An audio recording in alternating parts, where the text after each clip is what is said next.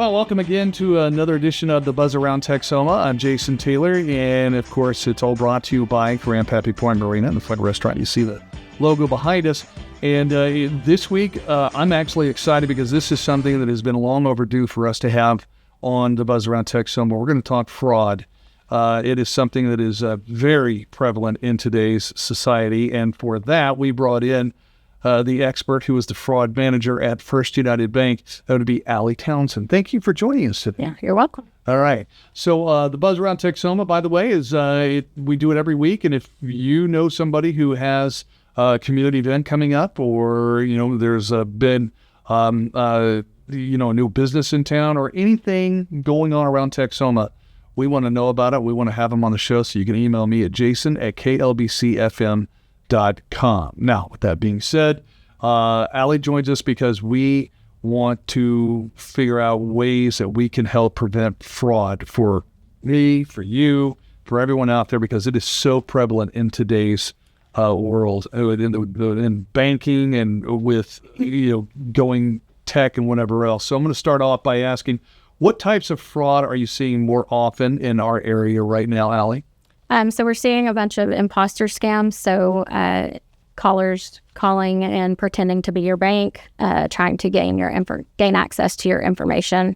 They will call and say, "Hey, your account's been locked for suspicious activity. We need you to verify this transaction for us. But before we can do that, we're going to need your PIN, your password, your date of birth." They start asking those verification questions.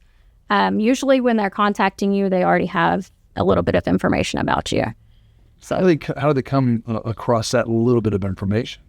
So a variety of ways. Mostly it is from information that they've purchased from a data breach on the dark web, if you will. So just in the first half of 2026, we've had 1,800 data compromises reported to the Identity Theft Resource Center.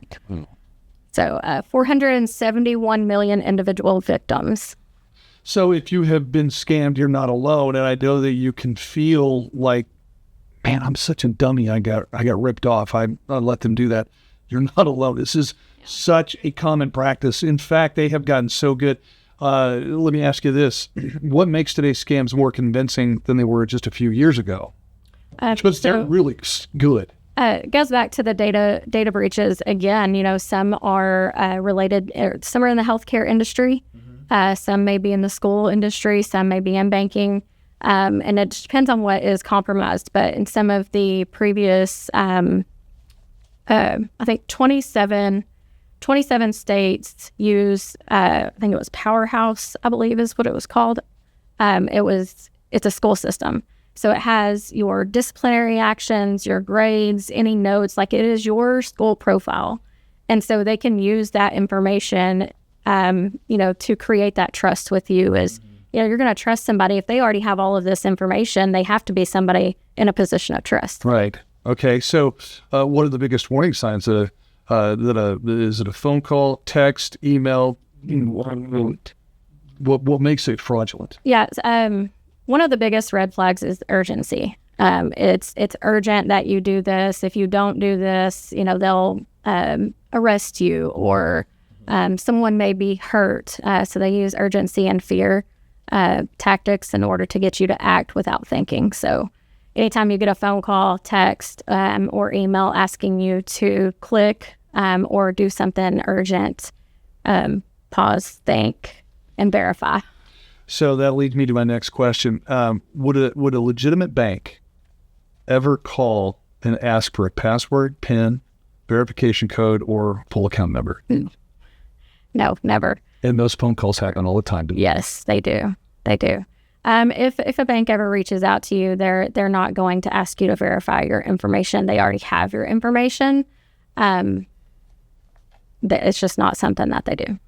So what should someone do when a caller claims there is an urgent problem with their bank account? Now, you talked urgency a second ago. Yes.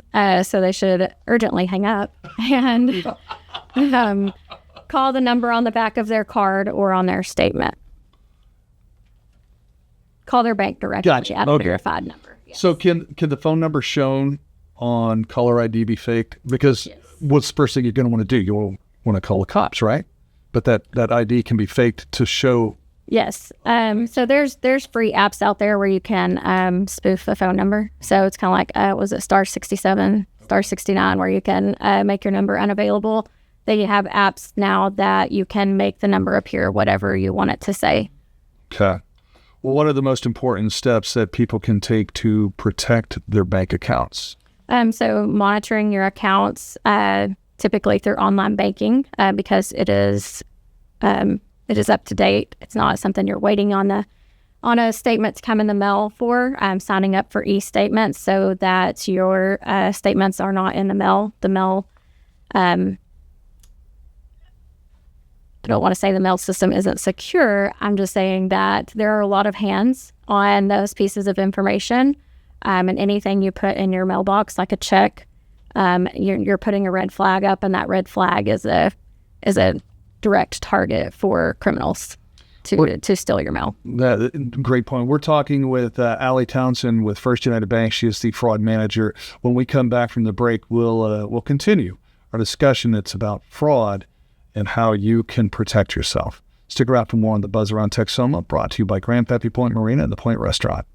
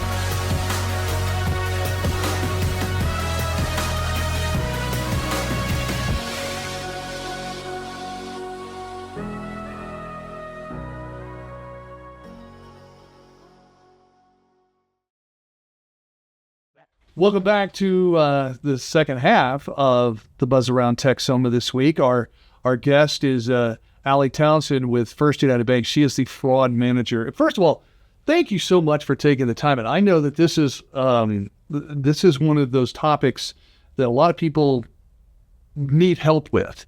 And so for the fact that you and First United Bank offer this, thank you so much. And thank you for taking the time to come on. Yeah, you're welcome. No, that's part of our purpose, is to inspire and empower others to spend life wisely. Mm-hmm.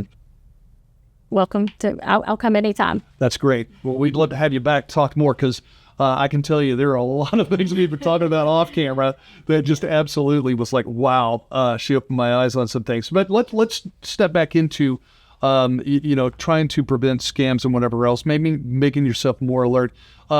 So what can a customer do, and how often should they review their bank statements and online activity? Daily. I would recommend reviewing your accounts daily. Mostly, you just want to be prepared. You want to know where your money is going. There's so many different ways that your accounts can be compromised, whether it's through mailing a check, whether it's through a data compromise with a company that you pay online, and you just don't want to be surprised at the register if your account's been drained, which we do have monitoring in place as well, and we'll reach out to you to verify transactions, not personal information, but transactions.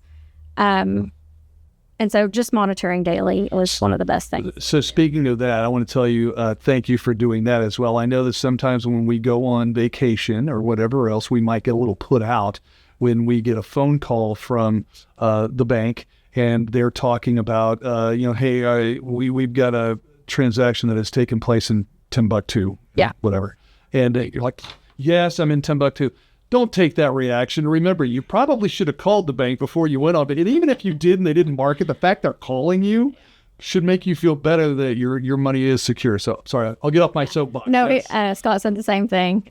He was like, I should have let the bank know. And I was glad that they called me. I was like, yeah, because you could be standing at the register with no money. 100%. So I mean, it's just something that has to be done. And a part of that is, unfortunately, impacts some of the customer experience. Okay, well, let's move to the next one. What should someone do if they believe that they have been scammed? What's the first thing they should do? Contact their bank. Your banks usually have the knowledge and expertise to walk you through any fraud scenario. I mean, technology, that's going to be another thing. But when it comes to your money and your identity, your banks are going to be the experts in that. So should they, once they called the bank and talked about, hey, I got scammed, whatever else, should they contact the authorities next? Or is that even... Yeah, usually, there are some law enforcement agencies that have the expertise to handle stuff like that. It depends on the level. Sometimes they don't have jurisdiction. There's limited things sometimes that they can do that are urgent. Their investigation is going to take time anyways. The first thing, securing your account and trying to recover the money and stop it moving through the financial system. And then second would be to file that police report. So we're talking with Alli Townsend. You see her name at the bottom of the screen. By the way, if you want to find out more, does First United Bank have information on their website? Yes. You can go to firstunitedbank.com, and where it says, how can we help you? Just type in fraud. It'll bring up blogs. And also we have done a 3-part webinar series every year for several years now. That is all related to fraud. We're actually running one right now. We've already done the first part, was this week, and then we have another one on August 18th, I believe. And registration will be on our Facebook page, the link to that. And then there will also be a third part that will be done by the Oklahoma Bankers Association Fraud Division. So the more you know, so make sure you sign up for that. Can anyone sign up? Yes, anyone can sign up. There's no fee. You do not have to be a customer. There's no sales. It is strictly just awareness for the communities that we serve. All right, so everything we talked about has been basically related to like personal scams or whatever else. Are there fraud scams going on or affecting small businesses? Yes, a lot of check fraud.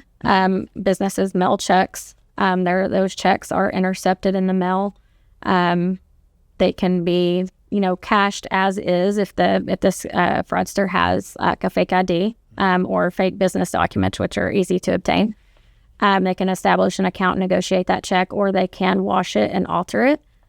So it really, you want to be sure that the individuals that you're mailing the check to actually receive the check and that the endorsement on the back of the check matches what the payee is. This is kind of moving back into it's probably smarter to get as paperless as possible. Yes, and there obviously are risks to that as well. We have ACH and wire transfers that we offer to customers, and sometimes businesses may receive a fake invoice through email or fake payment instructions to where they have a relationship with this vendor, but the vendor is saying, hey, we updated our bank account, send it to this new account. And it's usually from a fraudster. They've infiltrated the email somewhere on one side or the other, and they are diverting payments to other bank accounts. So having dual control in place for those types of things, and training your staff to look for flags, red flags in emails. Any changes in payment instructions is typically number one red flag. And then having established communication channels with your vendors and using those channels to verify any email communication or fax and even phone calls. Because again, they can spoof the number and pretend to be this. Really, it causes a lot of work. It does. So again, we want to say, Alli, thank you so much for your time. I know that this is, again, it is so prevalent in today's world and in today's society. If you have not checked out their webinars, do so. Help yourself out. It's going to help you, maybe those that you love in the long run. So again, that's on your website, First United Bank, right? Yep, firstunitedbank.com. We also have resources like for our small businesses or businesses. We have a fraud risk calculator that you can use to determine what risk that you have based on the types of payments that you conduct your business with. And then we have individuals that can reach out to you and personalize any fraud prevention services that you need. That's great. If you're worried that you may have been scammed, don't be. It happens. Contact the bank, talk about it, see what steps they can help you with. Alli, again, thank you so much. You have really given some great information. And thank you to First United Bank for what you guys are doing to help fight fraud as well. All right. Again, if you would like to join us on the Buzz Around Texoma in the coming weeks, or you know someone who should join us, email me, jason@klbcfm.com or lisa@klbcfm.com. And either one of those emails will find their way to myself or to Lisa, who does the scheduling for the show. We would love to have you here, whether it's a new business opening up, whether it is to talk about a topic that is impacting those of us here in Texoma, or just a community event. We want to talk about all things Texoma right here on the Buzz Around Texoma, brought to you by Grandpappy Point Marina and the Point Restaurant. Until next week, that's going to do it. Have a great one.